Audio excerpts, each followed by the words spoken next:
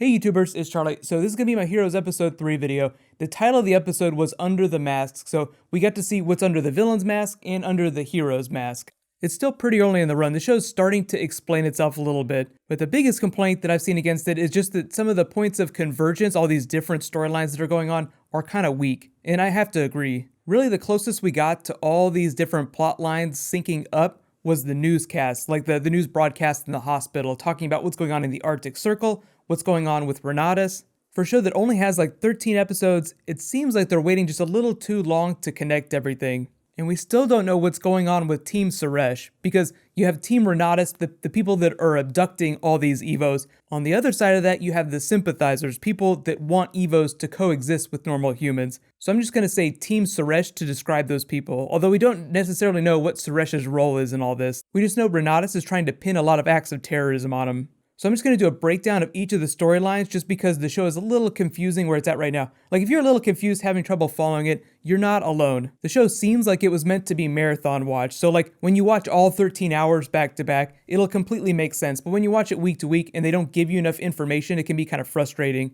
So starting off in the frozen north, we have this character named Milena here who seems like she has another Evo advisor. She seems very important to whatever plan is going on, and whatever her ability is, it allows her to dissipate those light storms. We really don't know like what the Northern Lights are. They just seem like the Northern Lights. All we know is they're getting worse, and now the Renatus people are tracking her down using Molly Walker, using the Epic technology. Speaking of which, under the hood of the Epic technology. So it's actually a lot simpler than I thought it was going to be. But if you remember that giant list Noah saw underground, I think it requires more people than just Molly Walker to work.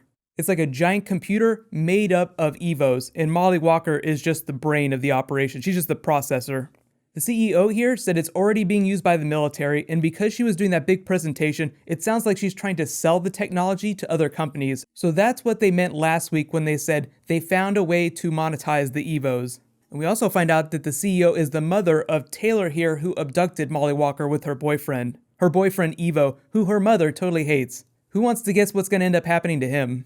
But now we finally know what's going on with Renatus. The mother's kind of like Peter Dinklage's character from Days of Future Past, Bolivar Trask, developing technology to help get rid of mutants, or in the case of heroes, getting rid of Evos.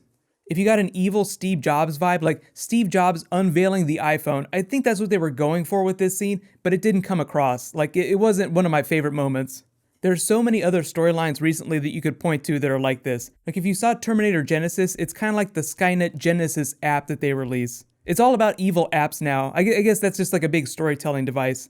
Noah is one of the few people who's actually witness to this, so he knows what's going on. So he's going to be running around, and we saw him in the preview for next week. He's going to meet up with Hero, who we actually know now is not the father of Katana Girl. So just jumping back to Noah's storyline in the hospital. He's trying to find out about Claire. Like that's kind of what they're teasing out. He thinks that Claire's dead. Now the reason I think that she might still be alive is because they didn't show her face on the table there. He pulled the sheet back just a little bit, you saw the blonde hair, so you're made to think that it might be Claire, but he just jumps to that conclusion. And we see that Hero is there too, just because time is moving so weirdly.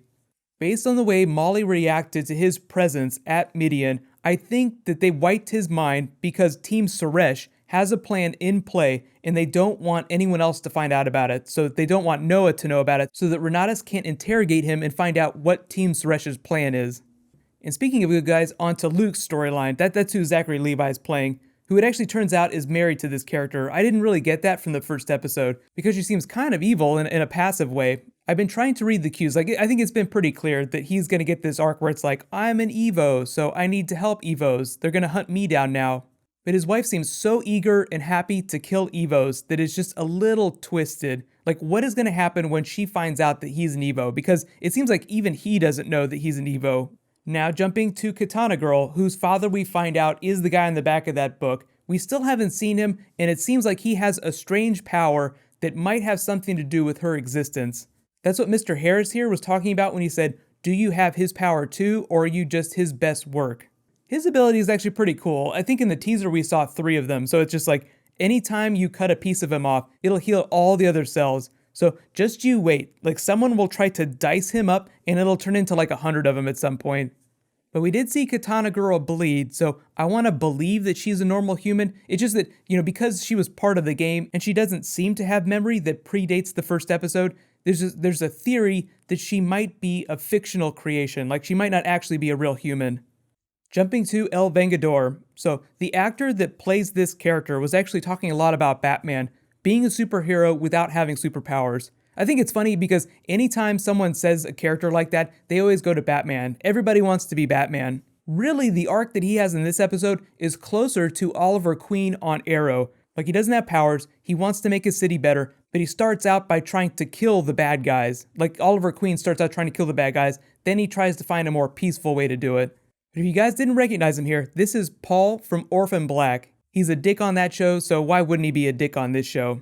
And we learned that he's the one that killed Carlos's brother. Pretty sure we're gonna find out that he is working for Renatus. Like, either you're trying to abduct Devos, make money off them, or you're trying to help them. So either you're Team Suresh or you're Team Renatus. And winding things down with Tommy's storyline from the end, it seems like his mom knows exactly who this guy is. I think the internet settled on Creepy Hat Guy for a name. It seems like he's a good character, he made a promise to protect Tommy, so he might be working for Team Suresh. Let me know in the comments though, are you guys having trouble following all the storylines, and do you think that they should connect more at this point? We're only at episode 3, so I would expect that in the next couple of weeks, we'll start seeing characters cross paths a lot more. It's an interesting setup that I'm really hoping has a good payoff, because if it doesn't, this story is just going all over the place and it's not going to make any sense. But in related big superhero TV news, it was just announced that ABC has ordered a pilot from Marvel about damage control. In the comics, that's a group that has to clean up after superhero messes. Like when superheroes go in, defeat villains, they destroy a whole bunch of stuff, people have to go clean that up. Damage control is that group. Here's the twist if you're not familiar with damage control. It's going to be a half-hour comedy, which just sounds kind of weird. Most of the Marvel shows have been hour-long dramas. I'm going to let it percolate in my head for a little bit. I'll talk about it during my Agents of S.H.I.E.L.D. video next week. But I guess the idea of a half-hour Marvel comedy could work. It's going to be weird. We'll just have to wait and see what they come up with. But we're probably not going to get to see the pilot for a long time. But we're finally getting to the point where we're seeing different kinds of superhero shows. There's just like so much IP out there that it's like, yeah, everything they do isn't going to be an hour-long drama. It's not all going to look the same. And for those that are wondering about the X-Men Apocalypse trailer, supposedly there was going to be one today. It seems like that's not going to drop till November now. The rumor that I've heard is that both the Civil War trailer and the X-Men Apocalypse trailer will drop in November, sometime in and around James Bond Spectre, whenever that movie comes out. That's going to be the first week in November. Just put a bookmark in that. I'll be sure to post an update if I hear anything else.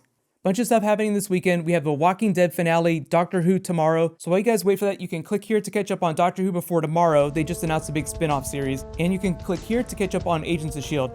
Thank you so much for watching, everybody. Let's high five. I'll see you guys tonight.